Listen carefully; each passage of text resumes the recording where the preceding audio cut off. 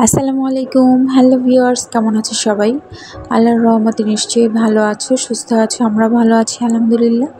আজ নতুন একটি দিনে নতুন একটি ভিডিওতে তোমাদেরকে ওয়েলকাম করছি। তো সকালে নাস্তা খাওয়ার কিছুক্ষণ পরেই দেখি বৃষ্টি হচ্ছে। বৃষ্টি দেখে ভালো লাগছিল, এদিকে খারাপও লাগছিল। আসলে ভিডিওটা করা ছিল গত সোমবারের, সময় স্বল্পতার কারণে আসলে ওইভাবে ভিডিওটি আপলোড করতে পারিনি। আর কি বলবো, ভাষা খুঁজে পাচ্ছি না। একদিকে আনন্দ কাজ করছে, আরেকদিকে খুব কষ্ট লাগছে। আসলে যেভাবে ভাঙচুর লুটপাট হচ্ছে, তো বৃষ্টিটা আসলে একদিকে আনন্দের বার্তাই নিয়ে আসে। তো বৃষ্টি দেখে আমার ছোট ভাই বলছে, আম্মু খিচুড়ি রান্না করো। আর ওকে রেখে আমরা এর মধ্যে খিচুড়ি খেয়েছি, তাই আম্মু ওর জন্য আবার খিচুড়ি রান্না করছে।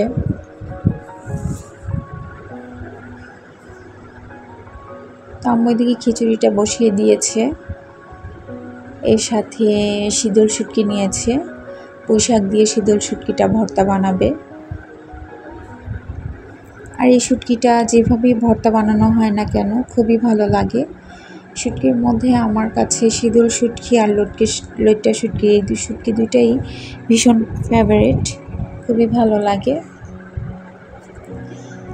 তা এখন আম্মু কড়াইতে তেল গরম করে রসুন আর শুকনো মরিচটা ভেজে নিয়েছে, সাথে পেঁয়াজও দিয়েছে।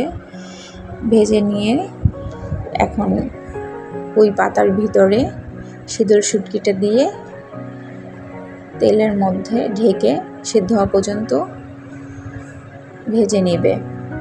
তো ভেজে নিয়ে এদিকে শুটকিটা ভেজে নিয়েছে, আর এদিকে খিচুড়িটাও আমাদের প্রায় হয়ে এসেছে। এখন ধনিয়া পাতা দিয়ে ভালো করে মিশিয়ে নিয়ে দমে রেখে দিয়েছে কিছুক্ষণ। আর এর ফাঁকে আম্মু আবার চিকেন রান্না করবে, তাই চিকেন কষাচ্ছে আর এর ফাঁকে ভর্তা বানিয়ে নিচ্ছে। আর পেঁয়াজ মরিচের এই ভর্তাটাও কিন্তু খিচুড়ির সাথে খুবই ভালো লাগে। তো পেঁয়াজ মরিচের ভর্তাটা বানিয়ে নিয়ে এখন শীতল শুটকি আর পুঁই দিয়ে শীতল শুটকির ভর্তাটা এখন আম্মু বেটে নিচ্ছে।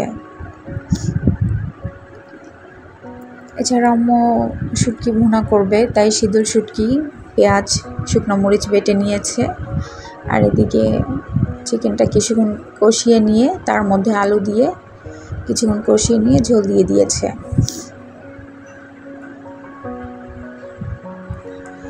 তো শুটকি ভুনা করবে, তাই কড়াইতে তেল গরম করে নিয়ে এর মধ্যে পেঁয়াজ দিয়ে দিয়েছে, আদা রসুন,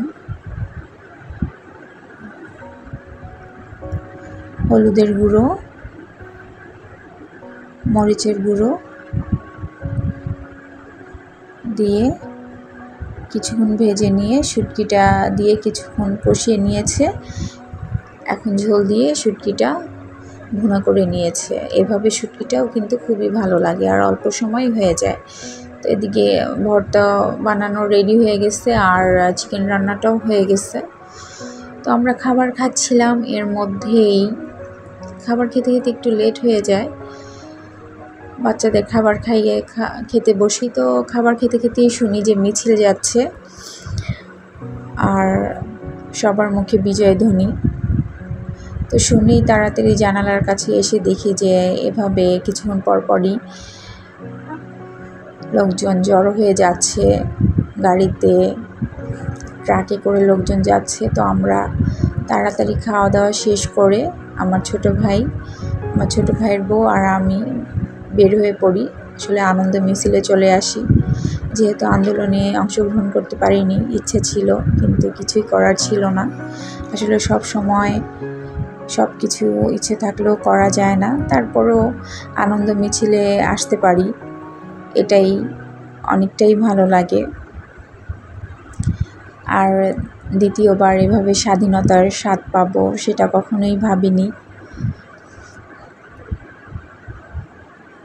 তো দেশ স্বাধীনের যে আনন্দটা, সেটা এইভাবে উপভোগ করতে পারবো বুঝিনি। তো আল্লাহর কাছে অশেষ শুকরিয়া। তো এটা হলো ঢাকা চট্টগ্রাম মহাসড়কের দৃশ্য। আর এদিকে সেনাবাহিনী যে যে অবস্থানে ছিল তারা সেই স্থান ত্যাগ করে যাচ্ছিল।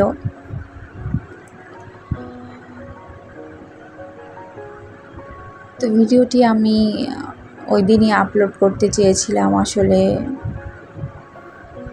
করতে পারিনি, খুবই টেনশন কাজ করছিল। আর ওদিন রাতে ঘুম হয়নি, এখনও ঠিক মতো ঘুম হচ্ছে না, আতঙ্কে কাটছে। যেভাবে লুটপাট হচ্ছে, ডাকাতি হচ্ছে, ভাঙচুর হচ্ছে,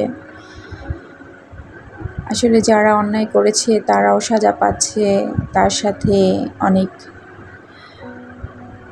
নিরপরাধীও সাজা পাচ্ছে। আসলে দেশের পরিস্থিতি খুব তাড়াতাড়ি ঠিক হয়ে যাক, এটাই আল্লাহর কাছে ফরিয়াদ করছি।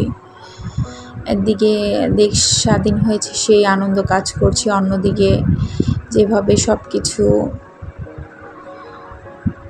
নষ্ট হচ্ছে বা অনেকের বিভিন্ন ধরনের ক্ষতি হচ্ছে, সেগুলো আসলে যখনই খবরে দেখি ভালো লাগে না। তো অনেক চেষ্টা করেছি এই 2 দিনে ভিডিও আপলোড করার জন্যে, কি বলবো, ভাষা খুঁজে পাচ্ছিলাম না। চেষ্টা করেছি, হচ্ছিল না, তারপরও লেট হয়ে যায়, ভাবি ভিডিওটা আপলোডই করে দিই।